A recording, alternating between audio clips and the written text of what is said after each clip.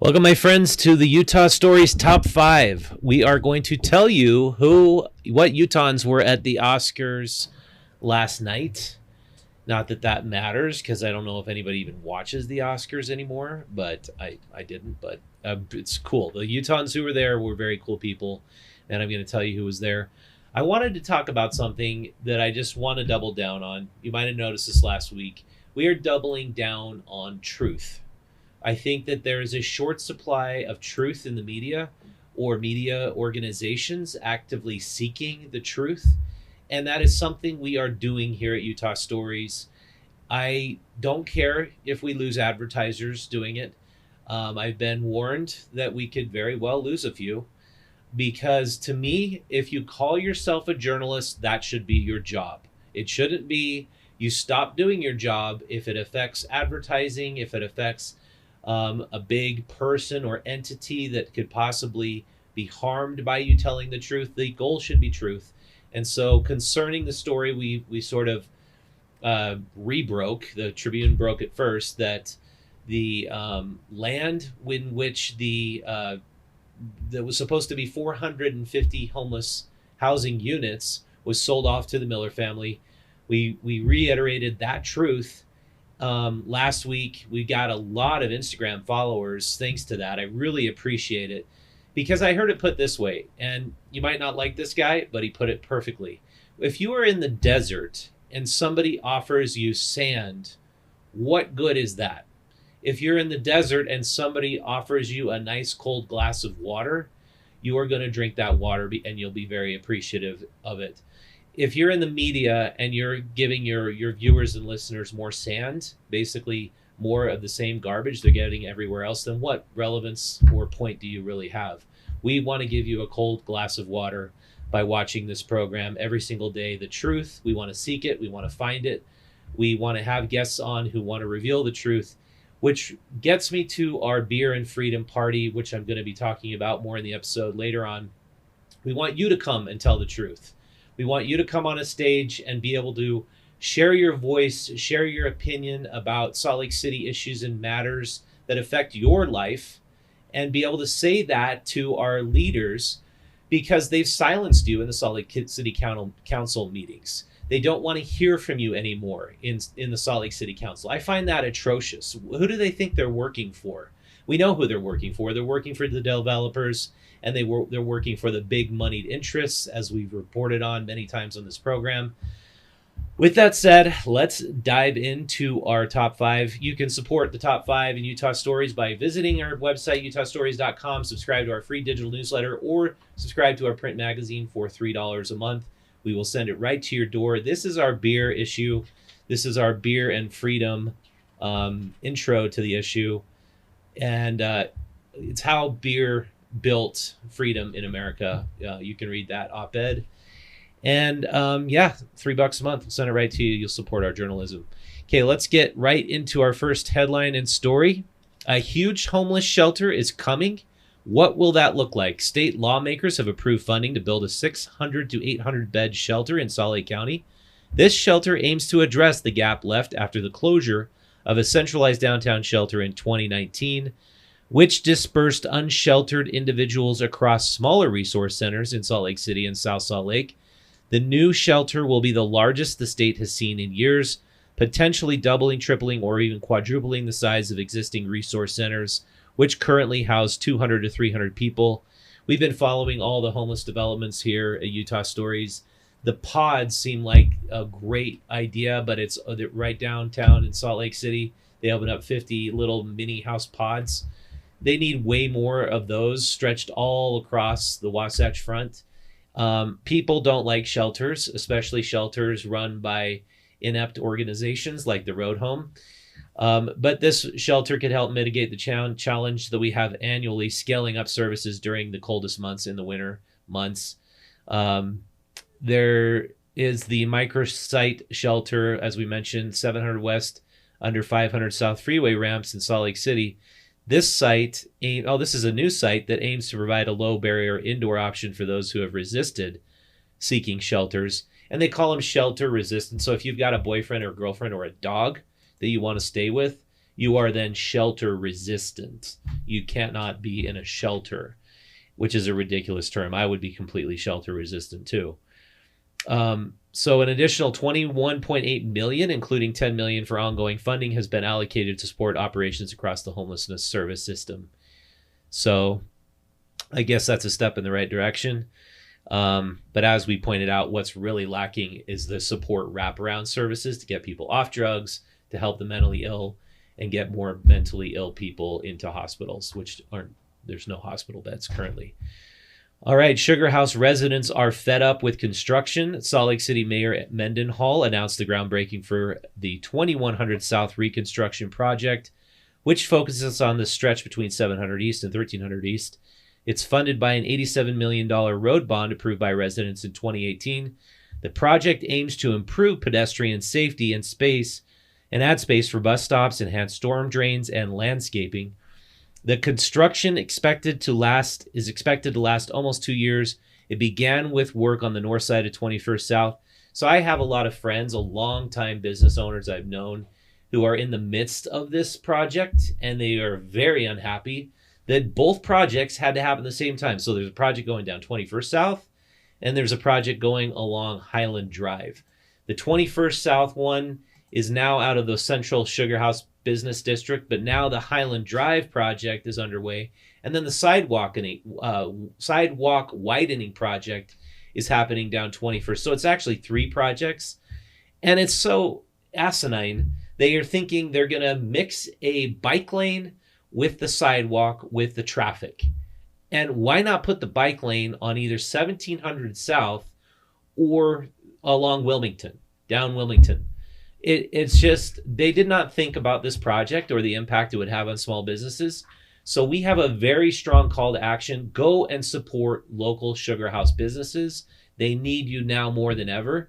The folks that I know who were on that block who were awesome, Bob from Alabama Coins, Ronch Records, Fankhauser Jewelry, the wonderful folks at Sterling Furniture, and you go around the block, you have Sugar House Coffee, you have the Book Exchange, so many awesome businesses. Unhinged Clothing is where the mayor had her little press conference. It's getting bad press, so she's showing up. I'm glad she's showing up. That's great. But you really need to support local Sugar House right now because they need your help and support. So, all right, the Utahns who went to the Oscars last night. Do you know who they were? Jared and Jerusha Hess of Napoleon Dynamite fame.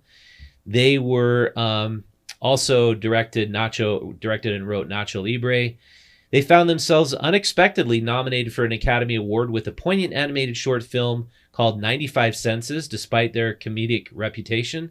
The Hesses were surprised and thrilled with the nomination, considering their film's humble origins as a non-profit project in cooperation with the Salt Lake Film Society. Or Center, I'm sorry. 95 Senses tells the story of a coy elderly man reflecting on life through the lens of his senses, employing various animation styles to convey different stages of his life. The film, born out of collaboration and innovation, explores themes of memory, perception, human connection, and in a deeply moving manner. I would add to that, it explores the idea of remorse. More than anything, the man did something terrible in his early years and was in jail for a long time. And that's really what struck me. It's a great film. I suggest you go out and check it out. And they were there. And Jerusha Hess was on the Utah Stories podcast just 2 weeks ago. Go check that podcast out. She recorded it with Matt Pine. It's an awesome podcast. They did a great job. Okay, so this is something that I've been watching for a while. Denver is getting flooded with the illegal immigrants right now.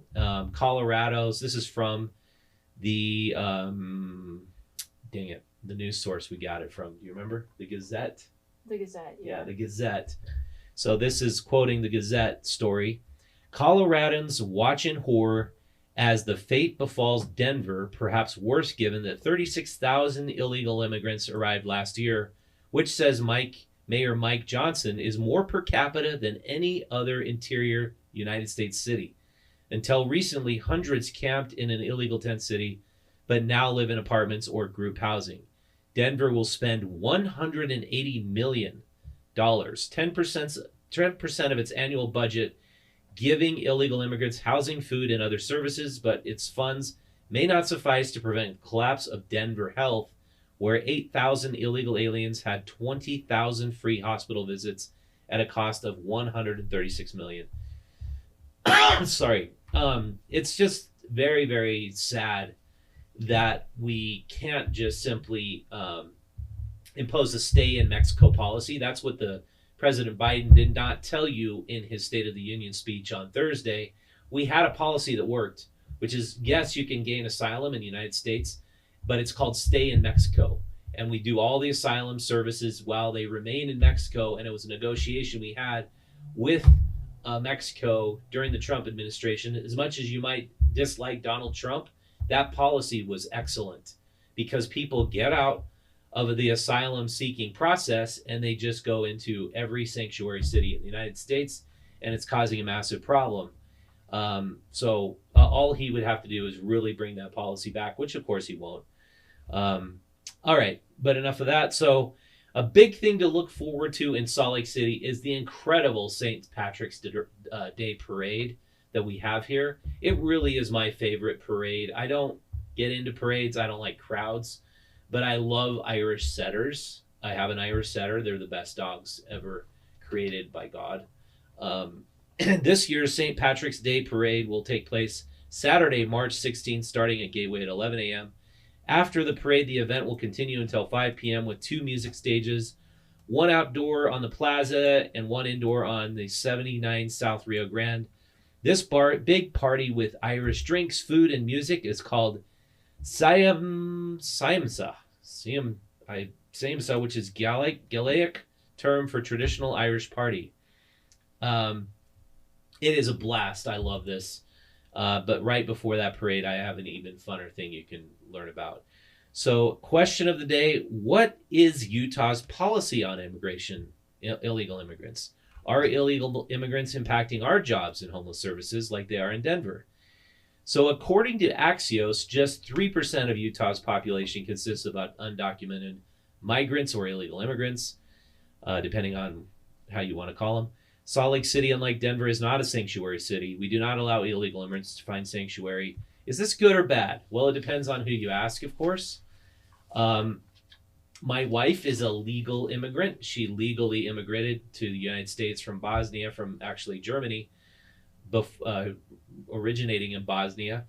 And the question we always have is, of course, we love all immigrants, undocumented or documented. They're the hardest working people you would meet.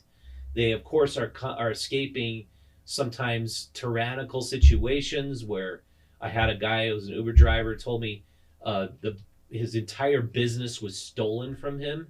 He was from Cameroon. The government just came and took his business, and he left with his kid. His kid got a free ride at the U because he was very smart in engineering. You hear stories like that all the time. Of course, we love immigrants, but we cannot have an open border. We cannot let people just come over the border in giant droves because it overwhelms all of our systems. It overwhelms our homeless services system, like Denver. It overwhelms our healthcare systems. It's just not possible to do that and sustain it. So, of course, this is the biggest issue that's currently facing us in this upcoming election. And so I think that we just need to know that as much as we love immigrants, they need to remain in Mexico before they come here. There needs to be a great vetting process so we get the very best of the best in here, and that we have to have a process that people have to undergo to come over here. It seems very simple to me, but it seems like a lot of people are afraid to just point that out and say that. So Utah, luckily, does not have the same problem, but we have a huge housing shortage. We're short 30,000 affordable housing units right now, and we need to build these units because too many people are paying way too much for their housing. Okay, our adventure of the day is Ensign Peak. You ever been to Ensign Peak? It is a super cool hike. The reason why this hike is so cool is because you get a direct view of downtown Salt Lake City. And if you just arrived in Salt Lake City, this is probably the #1 best hike to do first, because this is where Joseph Smith supposedly plotted out the whole grid that you see that the whole city is composed of. And he just designed the city from up on that peak. And it's a cool place, so check it out. So now I want to tell you about our Big Shades event. As I said, we're calling it the Beer and Freedom Festival. We are giving people the opportunity to stand up and speak for 5 minutes, any gripe you have, but it's not national gripes. I don't need to hear about you favor Palestine over Israel, or that you like Trump over Biden or Biden over Trump. This is local issues. You come and you express your problem with any issue that's going on in Salt Lake City, and you get 5 minutes to talk. And then at the end of it, we have a raffle. You'll win prizes. You'll win beers. It's going to be super fun. We're going to be doing these every single month. To kick off this event, we're going to have a really awesome live band that is still getting all the details worked out, but it's a great band. We had three top choices. We got one of those top three. So you're going to want to save the date, March 15th from 7 to 9 p.m. Okay, thank you so much for watching. Remember, if you like this content and you want to engage to a greater degree with your local community, go out and subscribe to either Utah Stories print magazine or our free digital newsletter.